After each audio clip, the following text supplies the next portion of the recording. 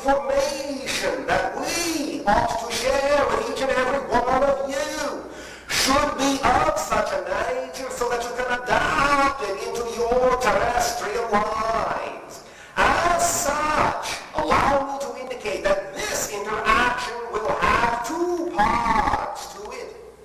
The first part shall deal with some of the ideas of what you call us extraterrestrials, to answer a few questions that many of you have been asking about our different species. The second part shall deal specifically with many of the ideas and desires that each and every one of you have expressed with regard to attaining success in the endeavors in your life, to know that you can create this success in very specific, very clear ways without a lot of struggle, without a lot of strife, with clear consciousness, very, very simply. Therefore, the second portion of this interaction shall have a title, and you may give this title to the entire tape, even though the first portion we will be discussing a little bit about ourselves. The title you may use is 135, the No Risk Formula. Now, allow us to begin, first of all, with the idea of extraterrestrial consciousness. Most of you will understand there's really nothing mysterious about this. There is life throughout the universe, and it takes many different forms of expression. But the one basic common idea is that we are expressions of the all that is, the one consciousness of creation, just as you are yourself. Each and every being, no matter what form physiologically it may take, is another mirror, another facet of the idea of the universal consciousness expressing itself in every possible way that it can. We have discussed this concept with many of you many times, and I will not belabor the point at this particular exchange. Suffice it to say, each and every one of you as a unique reflection, as a unique expression of the infinite, also contains the whole infinite. You are holographic, if you will, in nature. The part contains all the information of the whole. Each part contains the whole. You have the ability to express your part and your wholeness in whatever way, shape, or form you deem to be the most exciting expression you could manifest, because that is your purpose, that is your mission, that is your legacy, to live up to your full potential as the particular expression you are being in this lifetime. Many individuals, as we have discussed, say, oh, I am searching for my purpose in life, I am searching for my meaning, why am I here, what am I doing? The idea, as we have stressed before many times, is to follow the thing that excites you the most, acting on it with integrity, because that excitement, that vibration you call excitement, is the answer to your prayers, is the indicator that lets you know that this thing that excites you more than anything else is the path that you are here to perform. Therefore, it is unerring. It is always easy to find, because it is the thing that fills you with the most joy. And if you follow it and act on it with absolute faith and absolute trust, you will unfold the purpose of your chosen lifetime, this particular expression, this particular lifetime. You will not fail in that sense. Now, we will discuss this a little bit in more detail from a new point of view in the second part of this exchange. But first of all, let us talk about extraterrestrials, as you call us. Once again, the idea is that there are many forums. Now, there was on your videotape a question that was posed. Many of your scientists are listening for radio signals from extraterrestrial, yet they have not really heard any. Well, why not? Well, that is very easy to answer. We do not use radio. The idea is that you are right now, as your Earth is positioned relative to the nearest other star systems that have extraterrestrial life, your planet is in what we might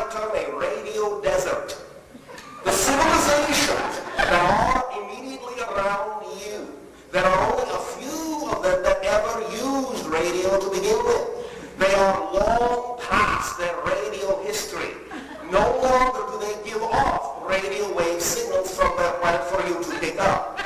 The civilizations that are, let's say, relatively close to your civilization that are still using radio have not been using radio long enough for the radio signals to have reached you yet, and will not reach you for quite some time.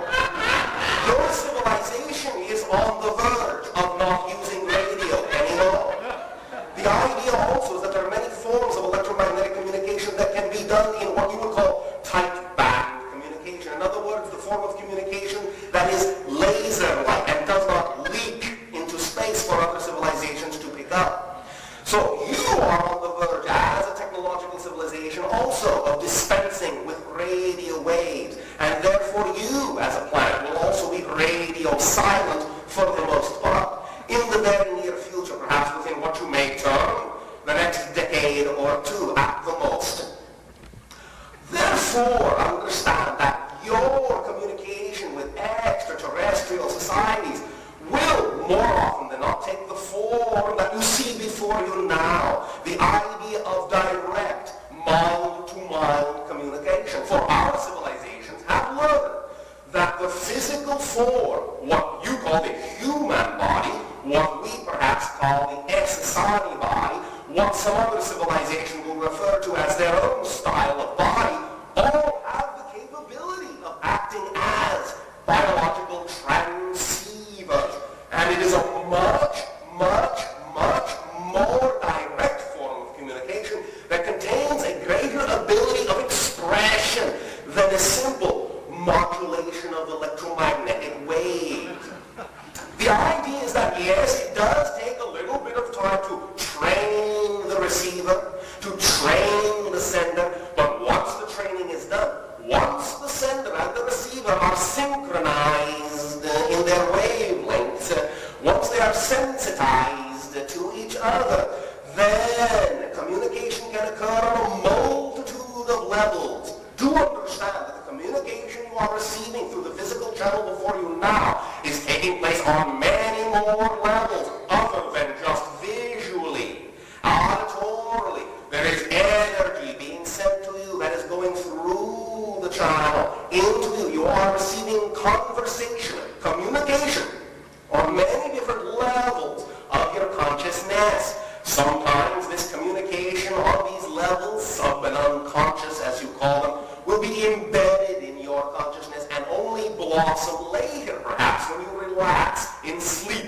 in your dream state, or perhaps when your mind is wandering elsewhere, suddenly you will snap and remember a certain portion of the information that we are discussing that you did not hear with your ears nor see with your eyes.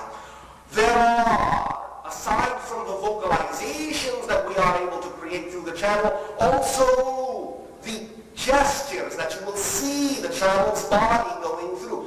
This is indicative of another form of conversation, another level of the conversation going on that you are picking up, as you would say, subliminally, and it is saying sometimes the same thing and sometimes many different things that you yourself will not realize until you release that information on the appropriate level at the appropriate time. But realize again that the emotionality this way can come through. I am not speaking your language. I do not even speak my own language anymore, as our society is now mostly telepathic. I do understand our language as an ancient language, as a remnant language, and a few words of it can be spoken from time to time through the channel because it is the language that I know. But I do not speak your English. I do not speak any other of language. What is simply happening is that my mind, my thoughts, my consciousness, my frequency is now synchronized with the thoughts and the mind and the consciousness and the frequency of the channel before you, and you are receiving a translation of my thoughts. The channel is now acting much in the same way as your radio, as your telephone. You understand, as has been discussed, as has been described, that the voice you hear on your telephone is not actually, not literally, not directly the voice of the person speaking on the other end. It has been converted into electromagnetic waves and reconverted in your phone speaker into a fact So you have a direct analogy here. I am not speaking, I am thinking. I am linked to the vibrational frequency of the channel. We are synchronized, and therefore the channel is functioning as a model, as a translation device for my consciousness. But it is made out of the channel's energy. I am not actually directly there with you physically, as you understand that terminology. I am conducting a long-distance call through the channel's line. Do not worry, I will not send you the bill. Many individuals have discussed the idea of what you call UFOs. Of course, to us they are IFOs, because we know perfectly well that we are in them and what they are. So we are identified. However, let us simply use the generic terminology of spacecraft, if you wish, saucer, if you wish, or they are disc-shaped. Most of them are anyway. There are a few exceptions, but we will not go into that for now. The idea of spacecraft is simply that it is a resonating chamber, a resonating cavity, so to speak. It is a waveguide. For those of you that understand that terminology in your physical terms, in your physics terms. The idea is that we do not travel per se in the same way you understand space travel. We do not have a form of propulsion per se in the same way that you propel your rockets through space. We have created a vibrational resonance chamber. Everything in the universe is the product of vibration. You are the product of a certain frequency of the primal energy. We are the product of a certain frequency of primal energy, of creative energy. Everything has a signature vibration, if you will, by which it is identifiable. The idea even of space-time, of location itself, can be identified with a frequency. In other words, if you have an object, and it is in location A, it has a certain frequency vibration. If you take that object and move it to location B, it will have almost an identical signature vibration, but almost is the key, for it will vary in one small way. It will have a slightly different locational vibration. Thereby you can identify the idea that this is now a different thing, a completely different object, and that the concept of location is not a place in which the object exists, but it is actually an integral property of the object itself. Different object in B, different object in A. We have, in our technology, as you would call it, created the ability to isolate our spacecraft from any particular universal vibration. While the spacecraft is isolated in that way, while it is at the zero rest point, the center point of all possible universes, all possible locations in space and time, we then infuse that craft with the vibrational signature of the location we wish to go to. Therefore, the craft then, when its energy is overwhelmed by the greater energy of the vibrational harmonic of that location, will immediately, instantaneously, as you say, disappear from location A and simply reconstruct itself at location B. No traveling has occurred. It has, in that sense, slipped through a holographic matrix, redefining itself, re-identifying itself and its crew, hopefully, at the other end. There have been accidents, as you say. Crew members have not always shown up at the other end. You will encounter this when you finally discover this particular technique. So I would simply say, not to worry you, but simply be cautious, be careful, be thorough. Otherwise, you may find yourself in parts unknown. Understand that this does not in any way, shape, or form violate the idea of traveling faster than light, which in a sense is a barrier for, or I shall say a definition for, the boundary of physical third-dimensional reality. We do not break the barrier of light. We simply avoid the issue altogether. By transforming ourselves into a higher dimension, if you will, an astral or etheric form, and then reprojecting ourselves back into materiality at the appropriate space-time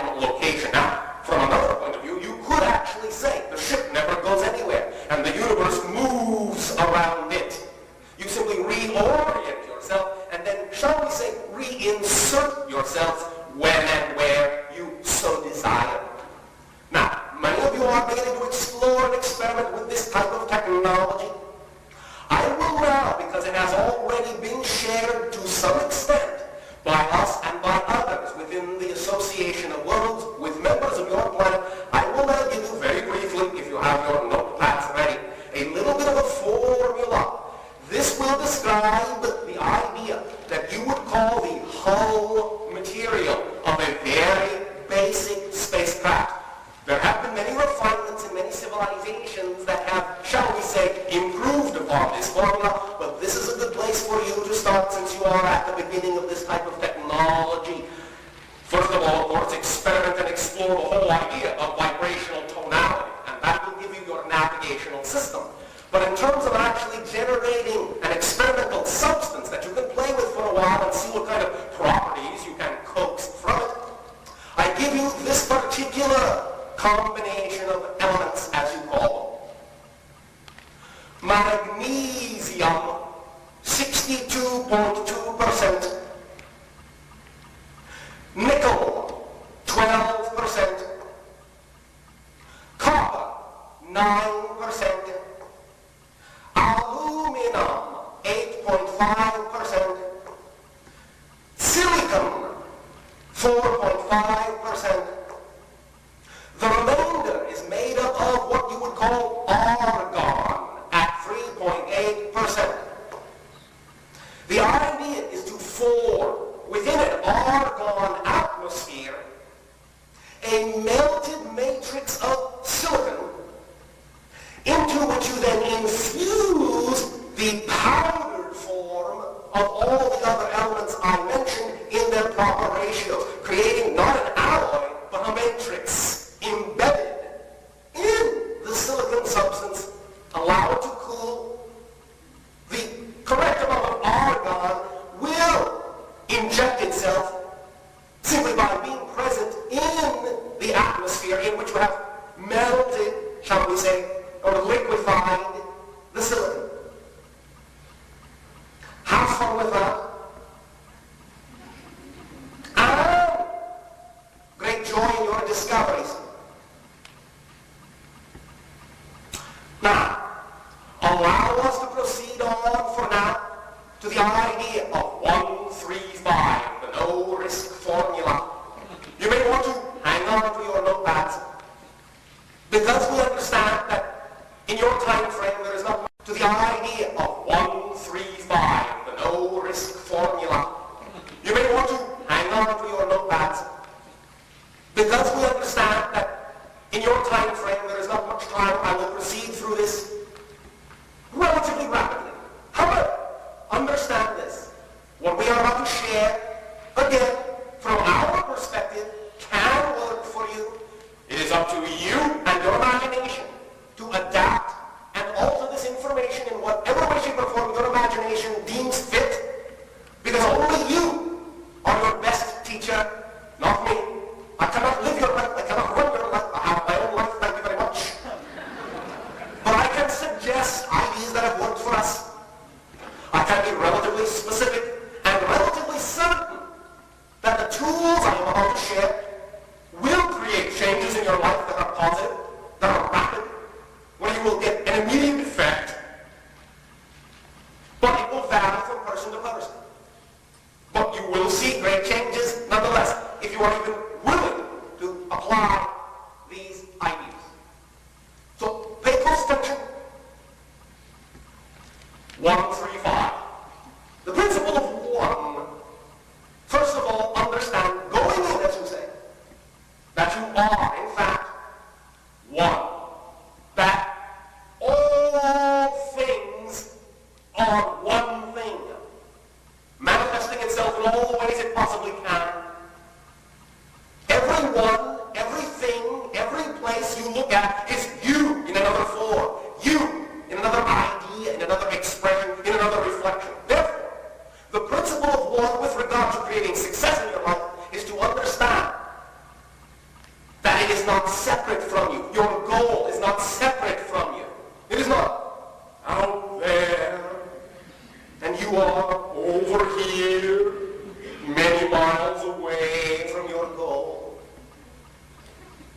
The idea is that it is you. You are it. Therefore, what you are doing is you are not going after the goal. You are not going after the thing that excites you. You are simply in the process of becoming the thing, of knowing that you already are that idea. And the more you know it, the more the reality around you will manifest and reflect what you know yourself to be. Understand the following very important principle.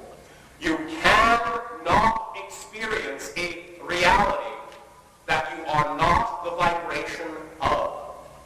Whatever vibration you are is the reality you get. Now, sometimes because of the way you have fragmented your consciousness in your particular dimension of physicality, you can create a reality from a subconscious or unconscious portion of yourself, unknowingly, attracting things you do not consciously desire.